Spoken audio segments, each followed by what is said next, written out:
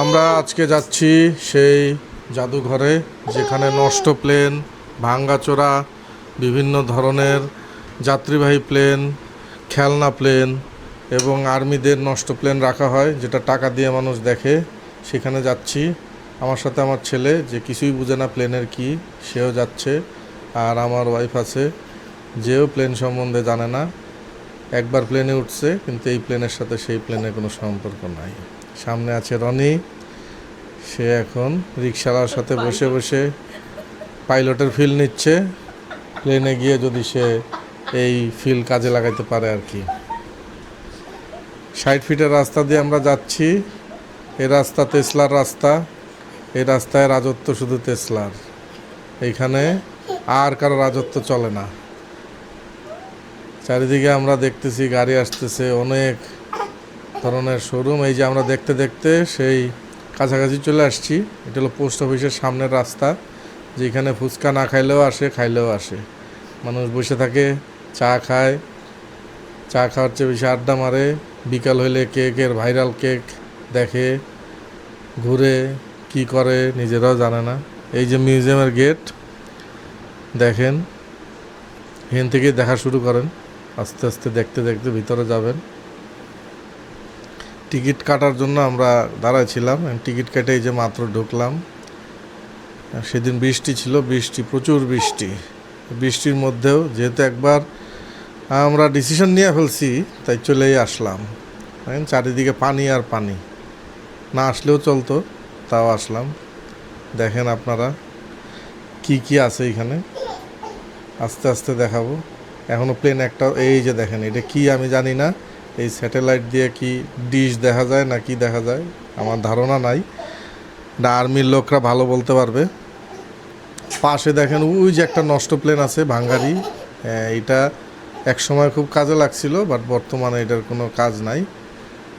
কিন্তু নষ্ট প্লেনও টাকা উপার্জন করতে সক্ষম, সেটা আমরা এখানে দেখতে পাচ্ছি। এই যে একটা হেলিকপ্টার, এই হেলিকপ্টারটার বিবরণী কি জানি লেখা ছিল, এখন তো মনে নাই। তবে আপনারা নিজেরা গিয়ে দেখতে পারেন কি আছে। আর একটু যখন হাঁটতেছি, চারিদিকে প্লেন আর প্লেন। বাংলাদেশ বিমান বাহিনীর ঐতিহ্যবাহী কিছু প্লেন আছে, কিছু হিস্টোরিক্যাল ভ্যালুওয়ালা প্লেন আছে, সবগুলো দেখতে পারবেন। ওই যে দেখেন আমার ছেলে প্লেন সম্বন্ধে বুঝে না, তাকায় তাকায় এদিক ওদিক দেখতেছে। আরও বড় হইলে হয়তো বুঝবে, কিন্তু বর্তমানে সে এমনি নিয়ে আসছি তাই দেখতেছে আর কি। আমার ওয়াইফ প্রচুর খুশি, কারণ অনেকদিন পর একটু বের হয়েছে ঘুরতে।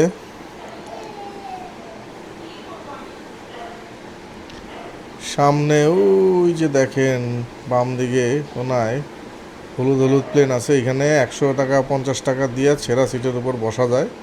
তো চাইলে আপনারা গিয়ে ট্রাই করে দেখতে পারেন। আমি সবাইকে বলবো বেশি বেশি করে এগুলো ট্রাই করবেন, যেহেতু আমার টাকা লস হয়েছে, আপনাদের লস হইলেও আমার কোনো অসুবিধা নেই।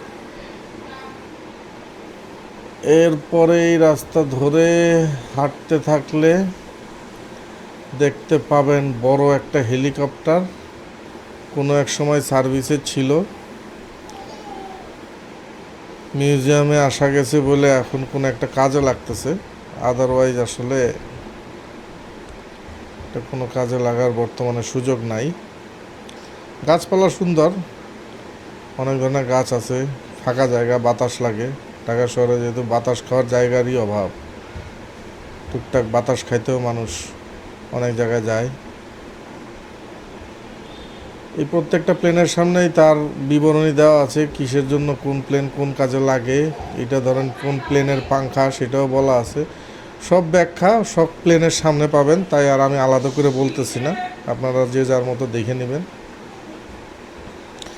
দেখেন এগুলা মনে করেন না আসল বোমা, এগুলো সব নকল, বা এগুলো সব হচ্ছে গিয়া ডেমো। বাট এটারও ব্যাখ্যা সামনে দেওয়া আছে, ডিটেলে বললাম না, আসলে আমি জানিও না। ওই সামনে দেখেন বাচ্চাদের খেলার কিছু জায়গা, বাট আমার ছেলে যেহেতু এখন ওই বয়সে যে পৌঁছায় নাই, ওরা খেলাইতে পারি নাই। এইখানে একটা হচ্ছে বাচ্চাদের প্লেগ্রাউন্ডের মতো আছে, বাট এইখানে হচ্ছে টাকার খেলা, বাচ্চার খেলার চেয়ে টাকার খেলা বেশি। আপনারা দেখতে পাচ্ছেন। আর একটু সামনে এখানে একটা নাগরদোলা, আমরা যখন আসছিলাম তখন কেউ উঠে নাই, কোনো কাজ ছাড়াই আমার দিকে ক্যামেরা ঘুরে হাঁটতেছি। নতুন নতুন ক্যামেরা কিনলে যা হয় আর কি। কতক্ষণ ধরে এইভাবে হাঁটছে আমার নিজেরও মনে নাই, তবে হাঁটছি আর কি। এখনও আমি আমার দিকেই ক্যামেরাটা দিয়ে রাখছি। দেখেন, আমার না দেখলেও চলবে, পিছনের সিনারিগুলো দেখেন, ভাল লাগবে। না আসতে পারেন, ঘুরতে পারেন। আমি বললেও আসলে যার আসার সে আসবেই, যার না আসার আমি বললেও আসবে না, এটা বড় বিষয় না।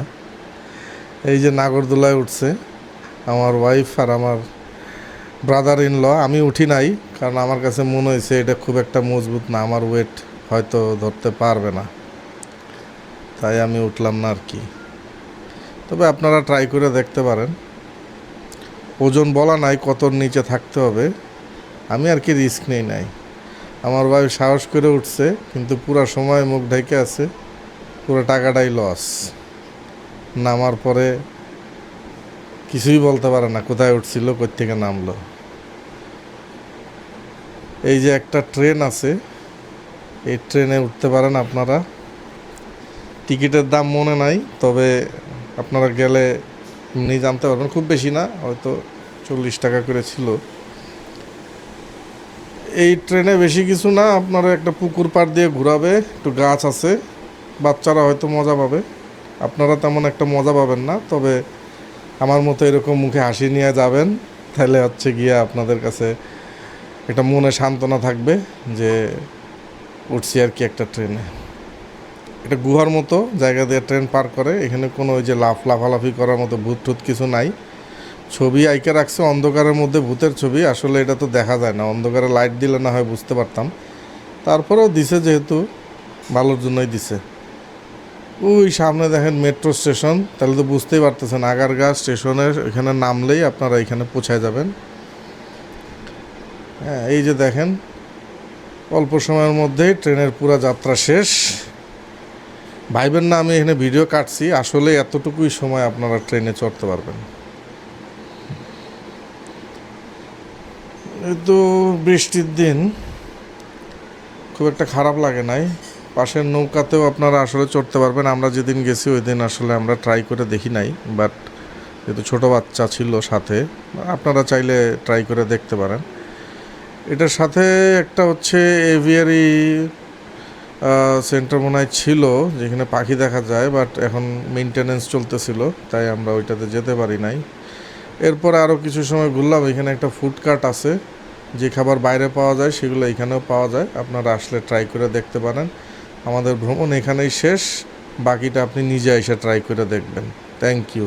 সাবস্ক্রাইব করলে করেন।